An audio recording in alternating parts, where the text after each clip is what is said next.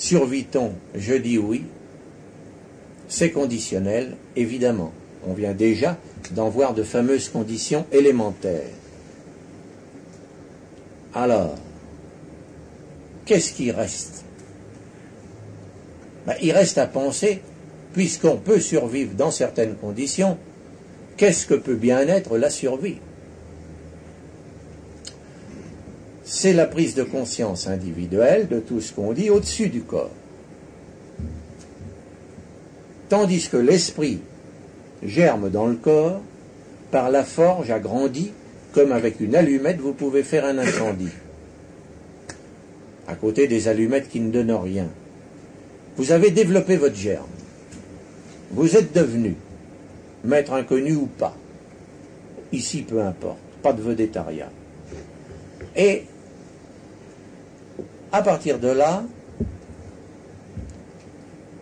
quand votre heure est venue, c'est peut-être vous qui disiez maintenant j'ai terminé, donc enlevez le bœuf.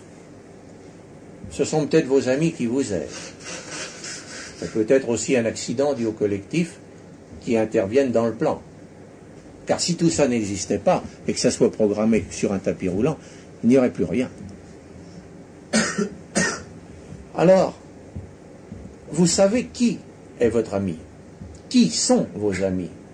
Et peut-être qui vous avez été, tout du moins d'une certaine manière, parce que la réincarnation, qui n'est pas l'objet de ce soir, a des attendus elle-même dans sa vérité à côté de son farfelu.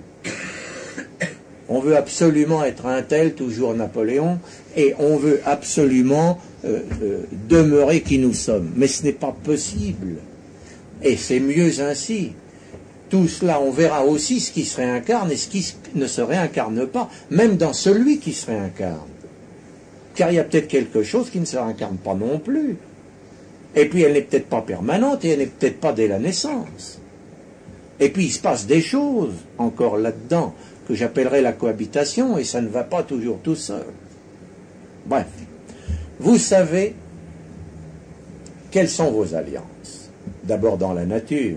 Mais il faudrait que nous reparlions des correspondances naturelles, mais aussi dans des entités qui ont survécu, les unes lointaines, les autres plus proches de nous.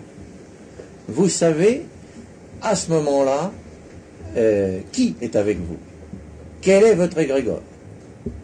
Et ce n'est pas un égrégore de désir parce que vous êtes maçon ou jésuite, c'est peut-être encore autre chose, dans lequel il y a un peu de tout ça et autre chose encore. Alors, quand des êtres survivent, et qu'ils sont forcément lucides, aujourd'hui, ils se posent des drôles de questions quant à la pérennité de cette survie, les concernant.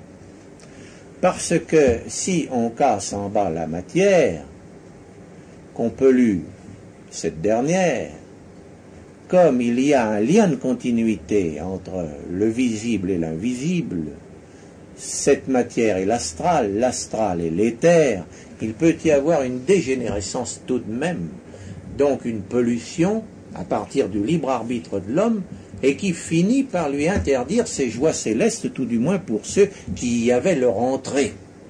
D'où, à mon sens, une dernière croisade, celle de l'esprit à défendre dans sa survie, contre des trustes qui ne nous demandent pas la permission de gâcher notre paradis.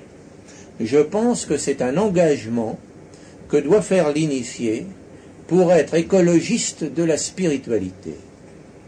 Voyez-vous, je pense que l'alchimie doit se rebeller, non pas en mettant sur la table des clés d'alchimie, car elle serait immédiatement dérivée vers des fins temporaires, mais faire comprendre qu'il y a des choses qu'on est bien obligé d'admettre et de constater, malgré qu'on ne puisse pas les mettre sous le scalpel, et que peut-être on gêne notre part-dieu, qui était notre récompense après la croix portée, et tout ce qui nous arrive ici-bas. N'oubliez pas aussi que tout étant une loi de miroir, il n'y a pas une chose ici-bas qui n'y corresponde. Et c'est parce qu'en haut, il y a un miroir parfait qu'en bas, il y a un miroir brisé. Et cependant, par cette loi de miroir, et tout à l'heure nous parlions du soleil, de la lune et de la terre comme exemple, cependant, par cette loi de miroir, on peut tout découvrir, on peut tout guérir, Et on peut surtout nous densifier par une force qui rentre en nous au lieu de l'engendrer par notre intellect. Et quand elle est en nous, pourquoi dit-il d'ailleurs sur la croix, « Mon Dieu, vous m'avez abandonné » sinon parce que il y avait le porteur et ce qui était dedans, il y avait l'agneau et le Verbe.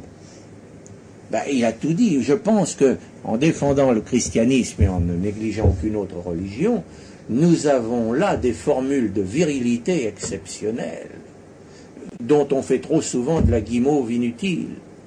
Il faut repenser tout ça. Le texte n'est pas dépassé. C'est nous qui ne prenons pas le temps de le méditer. Alors, donc,